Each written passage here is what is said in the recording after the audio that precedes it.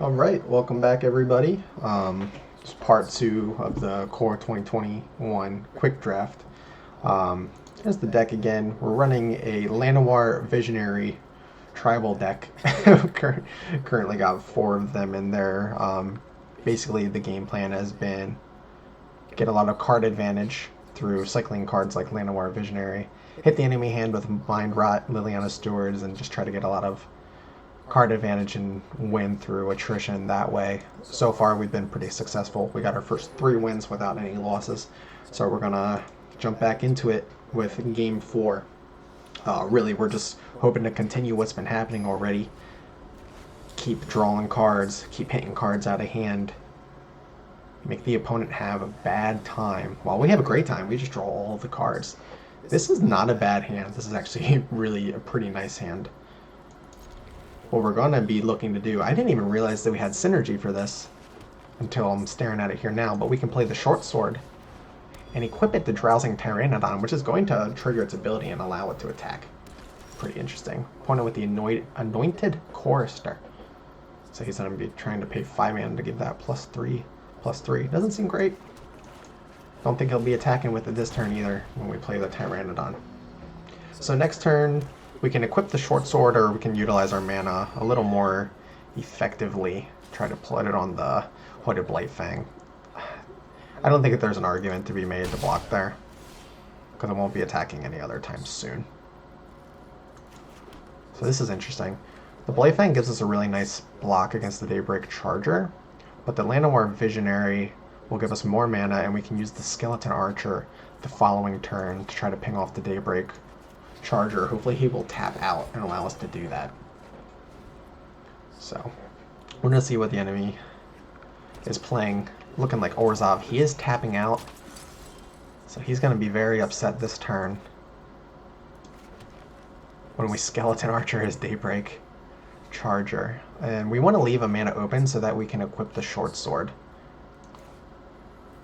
which we can do that with the Llanowar Visionary. So we're going to hit the Charger. That feels bad for him. And then short sword onto Pteranodon, allowing it to attack. He might double block. We're totally fine with that. We'll have two block. We'll still have the Skeleton Archer available to block as well. I don't think he ever double blocks this. Yeah. That was a pretty nice swinging turn for us. We'll see what the opponent can follow up with. Having this 4/4 Pteranodon that can attack is surprisingly nice. See him attacking with the Battalion. That looks pretty suspect to me. Feels like he's got a trick, so I'm not going to be blocking it. Yeah, there it is. Would have lost our Skeleton Archer. That would have been upsetting. So we got another Battalion. So it's going to give him a pretty nice attack if he attacks with all three next turn. Play the Jungle Hollow now, because that comes in tapped. We can play Prismite and Blightfang. I kind of like attacking. Tempted to attack with everything, but then that does not allow us to follow with both of these. So we're just going to attack with the Pteranodon and the Skeleton Archer. We'll leave the Llanowar Visionary up to tap for mana. I think we are ahead on this board right now. So we'll play the Blightfang. Follow it up with Prismite. Gives us two nice blockers here.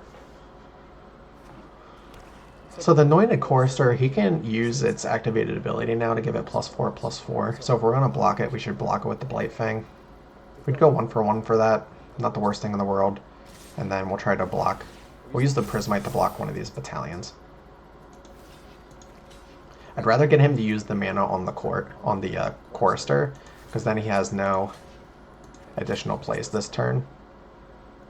Actually, this doesn't block into those at all because they get +1/+1. So we're just gonna take 8 damage. I don't see a world where he pulls out 6 damage with the mana that he has available. Right. So this is kind of exactly what we were hoping happened.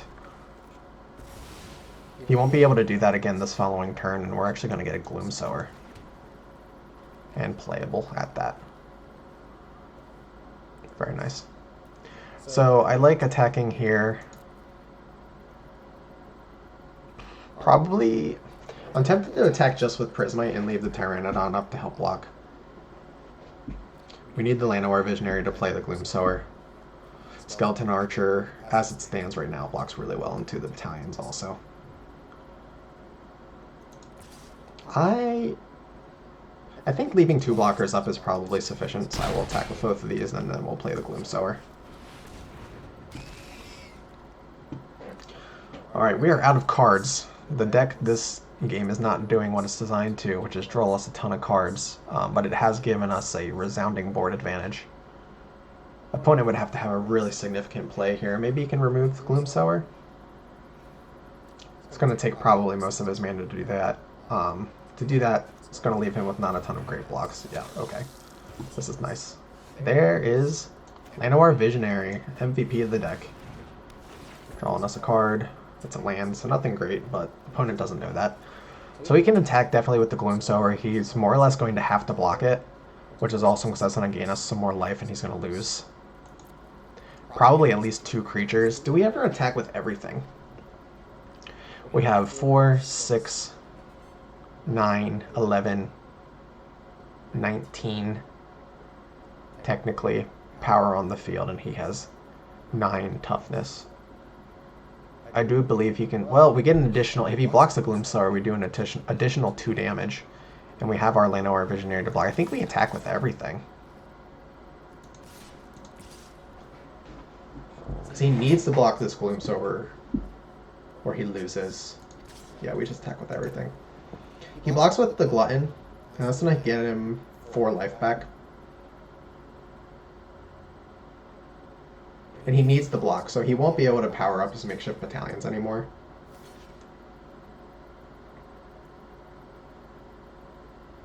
See if this was the right play or not.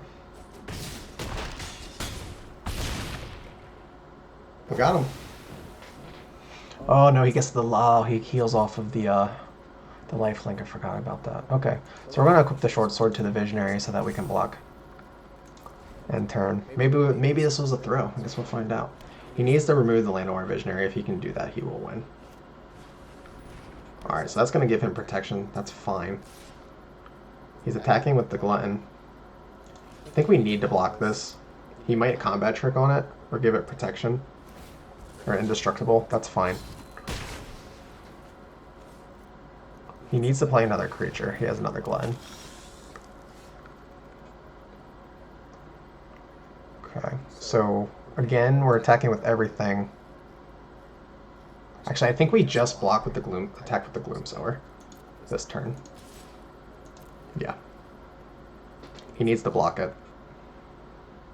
It's going to give us some extra life, which isn't very helpful. He's going to double block it, actually. We're pretty happy about that, because it triggers twice. And we're going to follow up with the Replicator. We're going to put the short sword on the Replicator because it allows him to block better against the Glutton.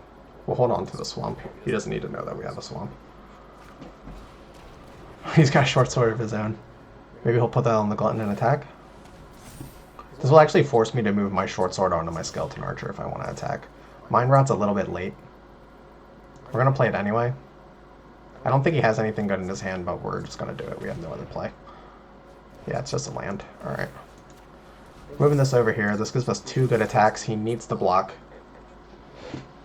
This forces him to top deck a creature or removal spell next turn. Because we'll equip the short sword back to the Replicator. I keep forgetting about that lifelink. Nope, ignore everything I'm saying. He has 2 turns to draw an answer. Alright, he drew land. Great for us. Crypt Lurker. So what we're going to do here is we're actually just going to play the Crypt Lurker and not trigger the ability. Because that 3 damage is going to be enough to finish him off. So we're going to decline that. End the turn. So he needs an answer here. He needs to somehow... Yeah, that's not going to be it. We got him. Alright. The Golgari card draw Llanowar Visionary Tribal is up to 4-0. This deck is proven to be more promising than I would have ever anticipated. 3 more wins? Max out of wins, that'll put us at 7. We still have 3 games that we can lose, so as we get higher up here in the wins, our opponents are going to get significantly more difficult. I say this is where the challenge really starts, is around right here. Again, I'm really happy with this hand. Not happy about going second, but it's magic. Play the fountain first. Next turn we have a choice. We're going to go either Prismite or Imp. Our opponent skips turn 2. Which makes me think... I want to go Prismite. My plan for next turn is to play the Hooded Blightfang. Skipping turn 3. Wow. Now we have a choice. We can play Fetid Imp and Liliana Steward, or we can play Blightfang. I still think Blightfang's the right choice. Yeah. So I will attack. See if we can get our free 2 damage. Opponent skips his first 3 turns. Wonder what his hand is looking like. So there's the Dilophosaur. We don't like that, because it trades really well into the Blightfang. But it's still a 1-4 trading. It's still a 3 mana card trading with a 4 mana card, so we're not too upset about that. We'll put the pressure on. We'll attack. He'll trade here, which is fine. We can't buff it up for it to survive because it has Death Touch. He's actually not going to block anything. That's interesting. So we're going to play Swamp. I'm going to hold this Skeleton Archer because I want to see if we can get that Death Touch. We haven't been able to pull that off yet. So we're going to play Liliana Steward, play the Fetid Imp, end our turn like that. So we got some Fetid Imp damage that's going to be coming through now. It's very nice. Opponent might be skipping his turn 4 now. He's attacking with Dilophosaur. We don't care. That's 2 damage. He's losing a block with Death Touch. Still got 4 mana.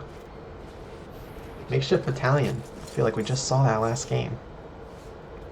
Oh, that's right. I think we did.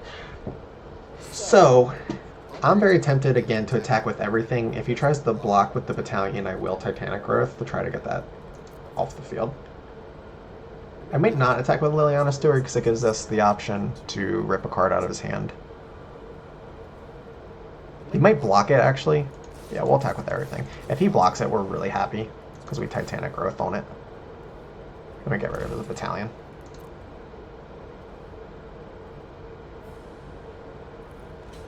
Yeah. So we'll Titanic Growth it.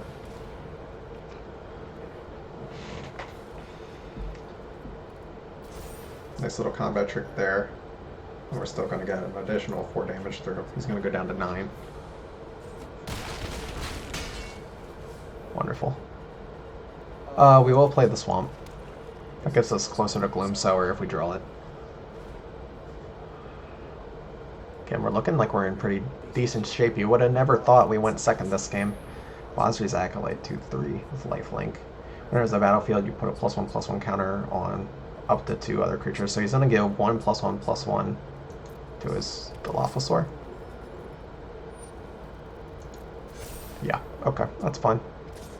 He's attacking with the Dilophosaur again.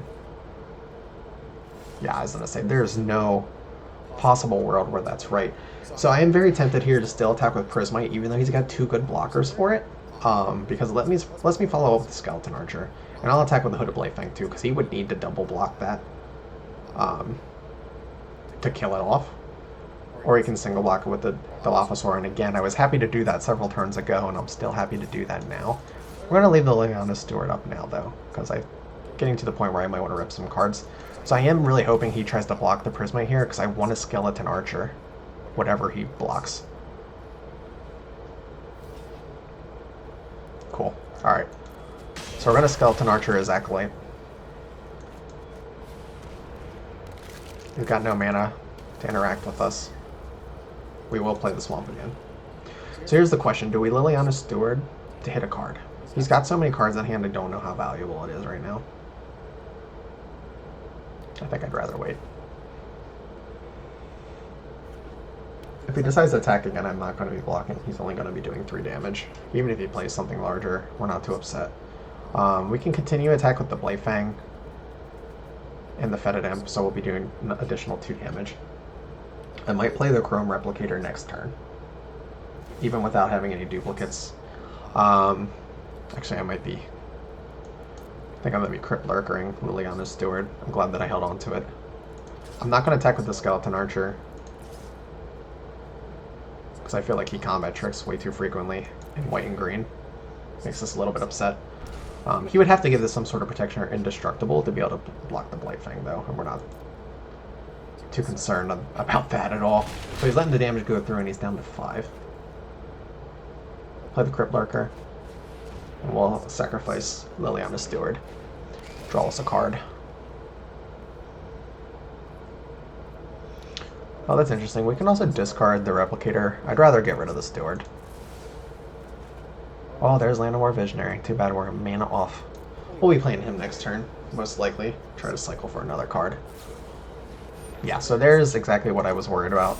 The combat trick. He's probably thinking right now he's going to attack and do a lot of big damage. If he does that, I think we just win the game. We're not too scared about that at all. Right, okay. I don't think he can attack. I think he still has to keep his cards back to block. He's got 1 white mana available. So we're going to start off with the Visionary. Might get an instant speed spell.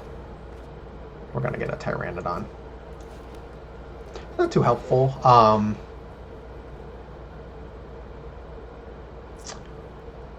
So his ideal play here would be I attack with everything. He uses the Dilophosaur to block the Crypt Lurker, and then we trade Sabertooth Mauler for Skeleton Archer.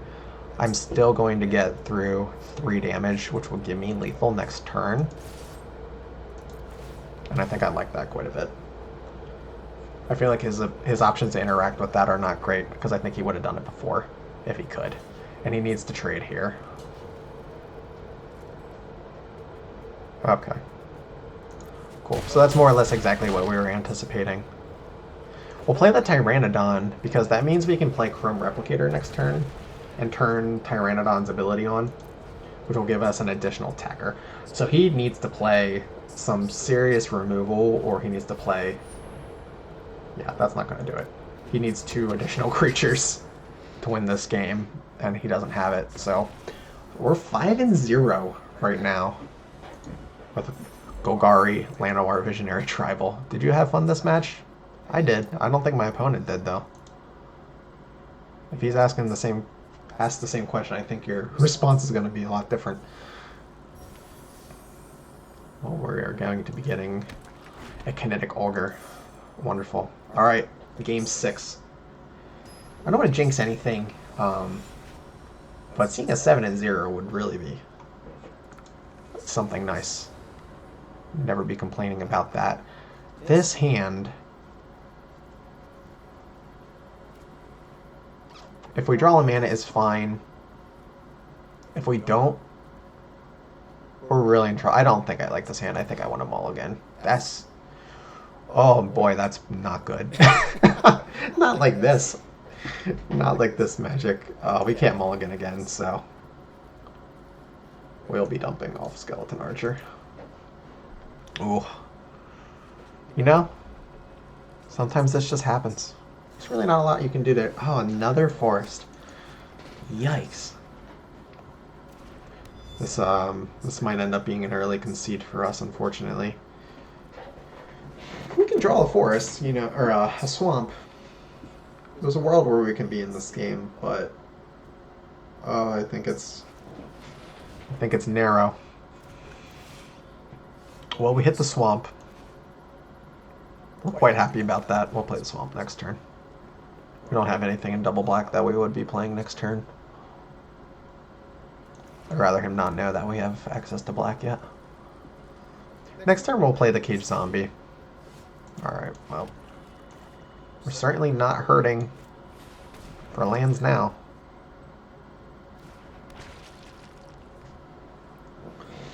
I don't want to mind rot him that turn because his hand was too large. I feel like he's got quite a few useless cards in there that he wouldn't be upset with discarding. Lands or otherwise. Okay, well, that's pretty nice. I want to start by equipping the short sword.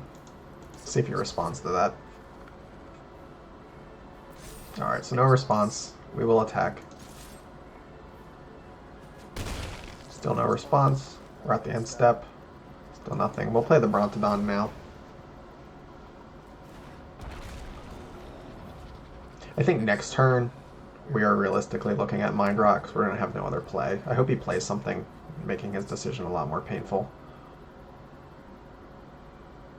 I'd like to keep the Cage Zombie around. Yeah, what's this do? When it dies, it deals 3 damage to a target. Okay. So I mean, realistically here, there's something to be said about only attacking with the Brontodon and letting him kill that, so I can continue to utilize the ability of Cage Zombie to try to win the game that way. I feel like it's going to take too long, and I don't really like that. But we have to keep the short sword on the zombie in case he tries to block it, because it doesn't trade otherwise. He might just do nothing. He does indeed do nothing. Alright, so we're going to play Mind Rot on this turn. He waited until turn 5 to play Pitchburn Devils. I think his hand's looking really expensive. There's probably some cards in there he would be upset to see go. Yeah, that probably being one of them. Crash Through is a nice cycle. We will play Liliana's Steward. There's a chance we utilize it next turn.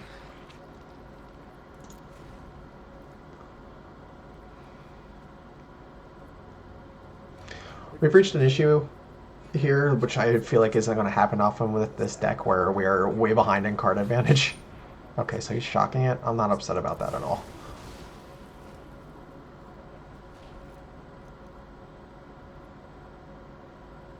It's a 1-for-1. Perfectly fine. Anyway, what I was trying to say before is this doesn't happen too often with this deck where we're going to be behind in card advantage. That hurts a lot. Alright, so we'll play the Imp. We can't attack, but what we can do is start utilizing Cage Zombie.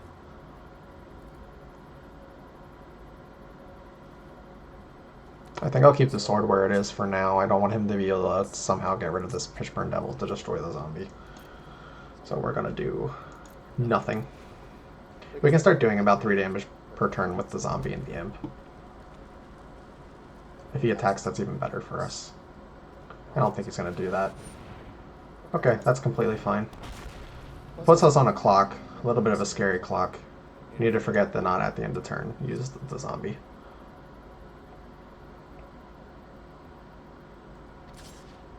So he's attacking. We just let that go through.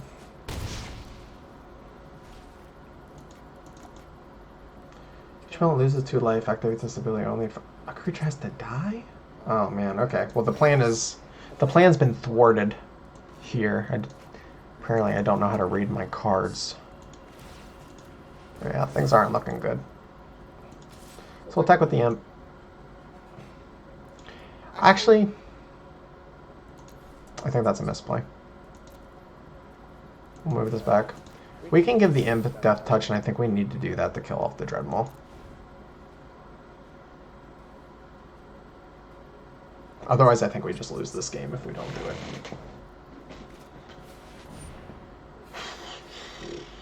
Well, I gotta say, that hurts a lot.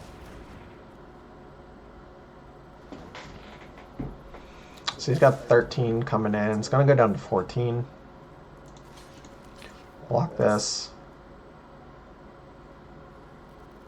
We will give it Death Touch. Maybe as a way to sacrifice the Devils to stop that from happening.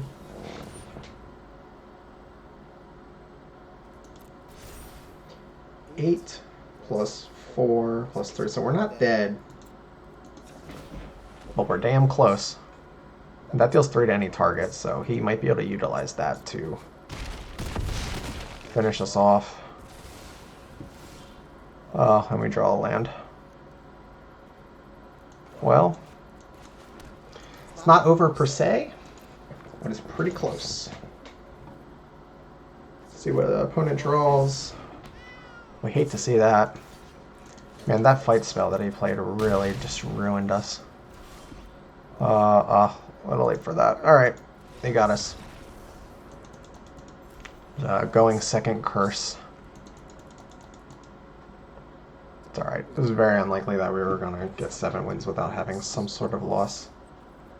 The game was a lot closer than it looks, I think. If he doesn't play that fight spell, I'm pretty sure it goes the other way.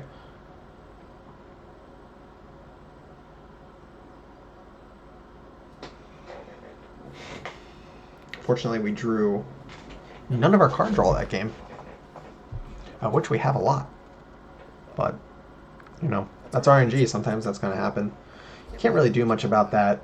Unfortunately, we had to mulligan our first hand also. A hand that otherwise I think I would have liked to keep, but it was a little short on mana. Ended up flooding quite a bit anyway.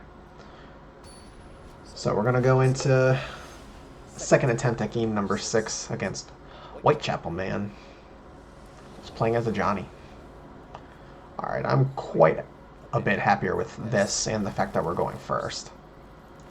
We'll lead off with the Forest. We'll probably go Fetid Imp into Brontodon. Oh, actually... Huh. Now we have some more options. This is always happening. So do we play the Tyrannodon now to activate the Demonic Embrace the following turn, start beating him for 6? That seems optimistic. Fetid Imp I can start attacking with immediately. And I think I would rather have that on the board for right now. We're going first. Drowsing Tyrannodon is a card that gets a lot better when you're going second. So at the beginning of your pre-combat phase, each opponent loses X life and you gain X life. So we'll be taking 1 and he'll be gaining 2. So we're going to attack, no matter what. I actually want to play the Jungle Hollow this turn. So I can play the Tyrannodon and it'll give me access to 4 mana the following turn. Because I still have a turn 2 play. This lets me potentially Demonic Embrace onto the Fetid Imp or the Tyrannodon, and I can attack with both next turn. I've been playing very aggressively with this deck, and that was never the game plan, but it's been working out so far. And I'm pretty happy about that. So, now here's the decision that we were thrust into. I actually think I would like to play the Blightfang, because we learned that giving that Demonic Embrace earlier in the run is exceptionally good, because you start attacking in for 5 damage and also healing a little bit. And he didn't play anything on turn 3, so I think we have a chance to take this turn a little bit slower than otherwise anticipated. So we'll just hit him in for the damage. We're going to continue to get sucked by the Sanctum of Stone Fangs, but that's to be expected. Alright, so we'll play the Blightfang. We'll make him have an answer for it. I think there's very few times where he has a good answer for that on that turn. Sky Scanner. Alright. We're going to be going in for a big attack this turn. Oh. Llanowar Visionary. No, I want to put the pressure on. This lets me attack with all 3 for quite a bit of damage. Sky Scanner has no good block. He's also missing land drops. So that was a pretty big swing. We're happy about that turn. We can play Llanowar Visionary this following turn. If he destroys the Blightfang, we can always get Demonic Embrace back from the graveyard. This card is exceptional and limited. And we end up with a Visionary anyway. I wonder if I should play this now to draw the card and see if I get anything that might be useful. There's only one mana spell in this deck that we would ever be using. It's the Alchemist's Gift. So I think it's better to just attack first. We'll make him have another answer. The damage is coming in.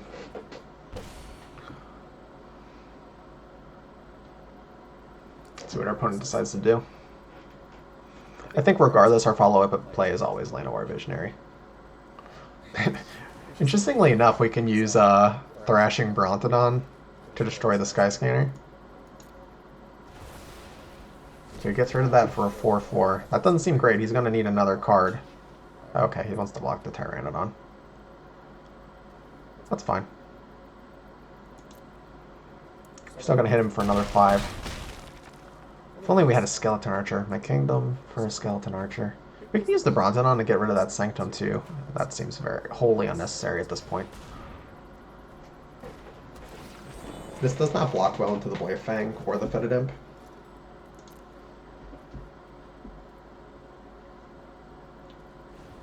This game's closer than it looks, though. Our opponent's not out of it by any means. Next turn we'll have access to plays like Thrashing Brontodon and Titanic Growth. We might end up just playing another Llanowar Visionary. And Titanic Growth also. Malefic Scythe. Does not seem useful here. He's gonna attempt to pump this up so he can block my Blight Fang. Which I'll just Titanic... Well, I don't even need the Titanic Growth. I can if I want to keep it alive. I don't really think I don't think there's any point. I think I'd just let it trade. So...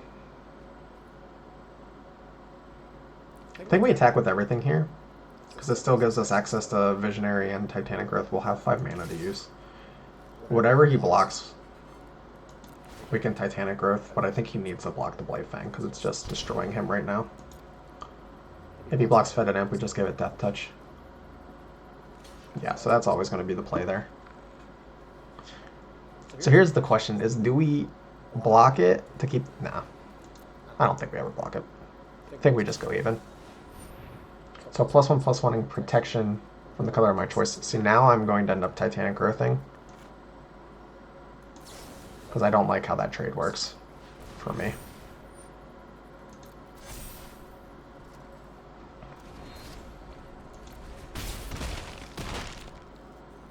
We go even there.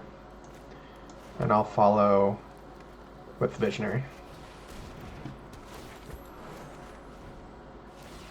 Alright, so it's still, he's at a 5/5, which is nice. It trades well with my Blight Fang, but I have a lot on the board. I got another Llanowar Visionary to give me even more card draw here. We got some big attacks coming through. He has to re-equip Malefic Scythe, because interestingly enough, when he gives his Angel Protection from black and unequips Malefic Scythe. That's really funny. Alright, so this time we're going to play the Visionary first.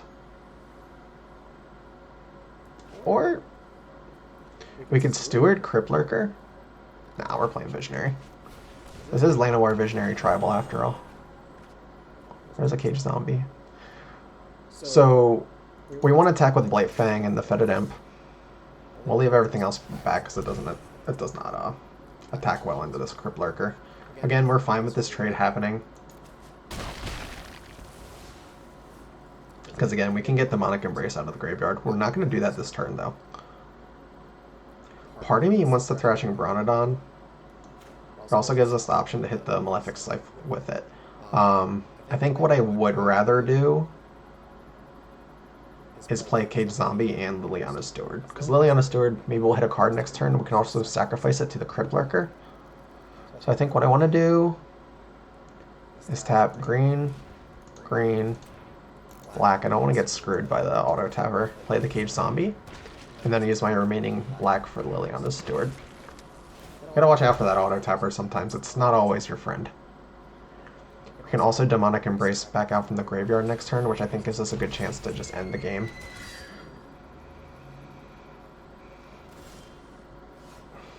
So we're gonna Forest.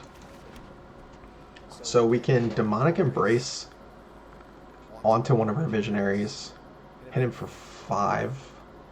We can actually swing it. He's got 3 blockers. I actually think we win. Because he can only block 3.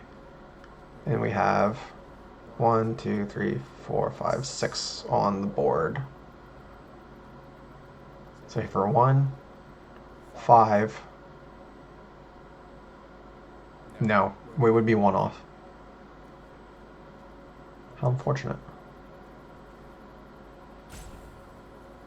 So I think we're always doing this. The question is, what do we put it on?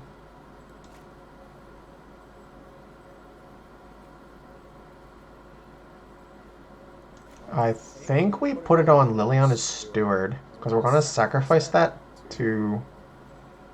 We can't sacrifice the Crypt Lurker, we don't have enough black mana.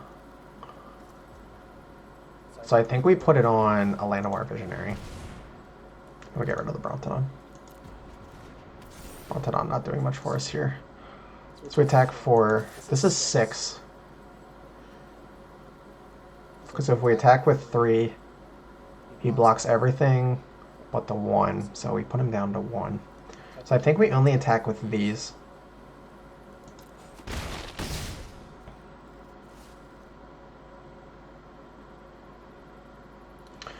Now, do we get rid of the Steward? No, I think we keep that around as a blocker. And we can block with one of these and activate Cage Zombies effect to deal an additional 2.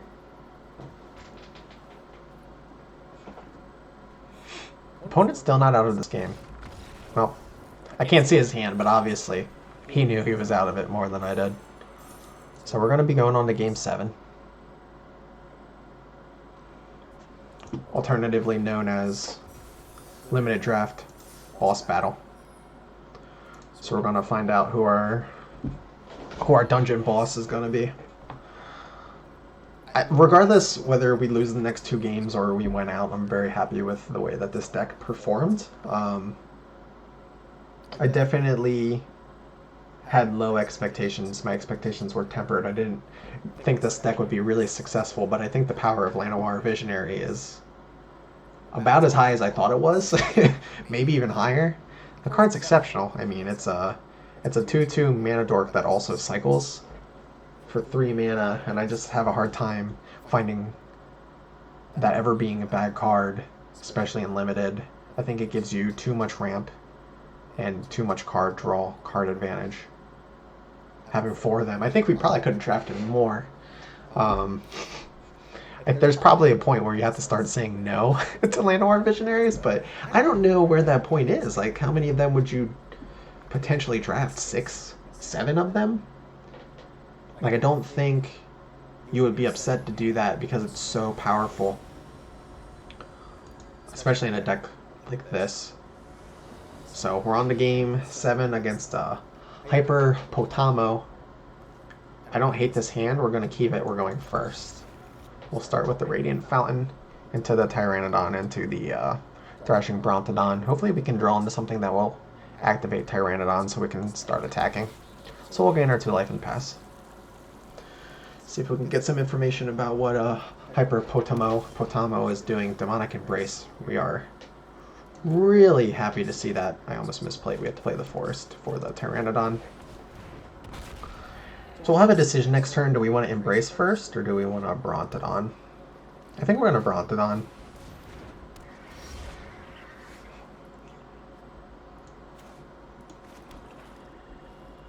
I misplayed.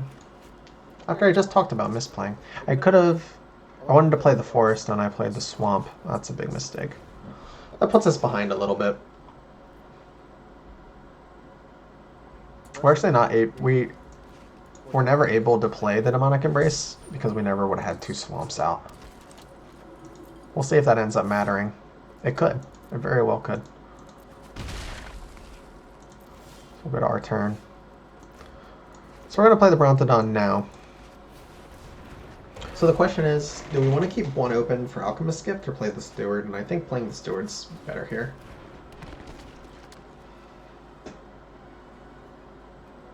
Pretty close so far. I think next turn I wouldn't be too upset about going Demonic Embrace onto the Steward and then attacking with Tyrannodon and Steward.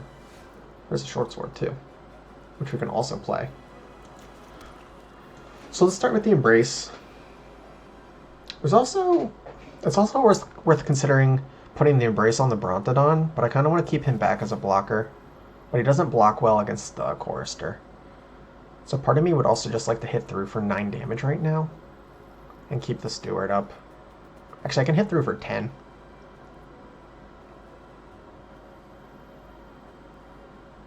Let's put it on the Steward. I think that gives us better attacks this turn. And we'll equip the Short Sword too. So,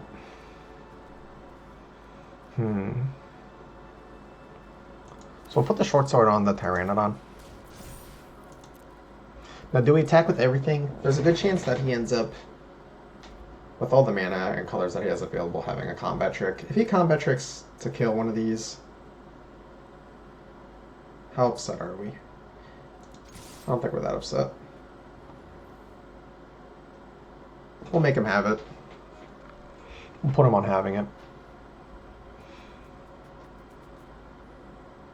Okay, let's all go through. Okay. So this can become a 4/4 lifelinker, which he might be utilizing here in the upcoming turn. Very low. A full attack is technically lethal. Rambunctious Mutt. Destroy target artifact. Okay. We can bring it back. That's totally fine. Oh, or do we Skeleton Archer? Oh man, we finally got it. We got the Skeleton Archer Alchemist gift. I think we hit the Rambunctious Mutt with that, right? And then next turn we just discard whatever we draw for the Demonic Embrace. Alright, so we actually have to hit full control in order to do this. Autopay. Put him on the field. So after we hit this, we submit one, and then we play the Alchemist's Gift to give him Death Touch. You have to do full control with this, otherwise it will skip over Death Touch. It will skip over the different activations. So that'll kill off the Rambunctious Mutt and gives us fantastic attacks here. So I feel like there's no reason not to attack with everything. We can take off full control. He could double block to kill Liliana's Steward. He'll lose his Chorister. Or he could just single block with the Pegasus. Is there a reason to attack with this? I don't think there is. We just attack with these. See what our opponent does, if he'll be blocking anything. I think he's at the life total now where he needs to. Although I don't think that's... I don't know if that's the right one to block with. Because he could have probably needed that life link. I don't think we're ever sacrificing this. It could be another Demonic Embrace target. He's going to need something powerful here. I think we're in pretty good shape. Even after that misplay at the beginning of the game, it's still played out quite well. There's that Valorous Steed again. Been seeing that one a lot. Alright, so that's interesting too. We could potentially Crypt Lurker to draw a card by sacrificing Liliana's Steward, or we can just go Demonic Embrace now. I think this is always going to be the better play. The question is which one. Oh, well. I mean, we can put it on the Tyrannodon. Forces him to block with the Pegasus, or else he loses, and then we can attack with both of these. I think this is the right play here. So this forces him to block with the Pegasus.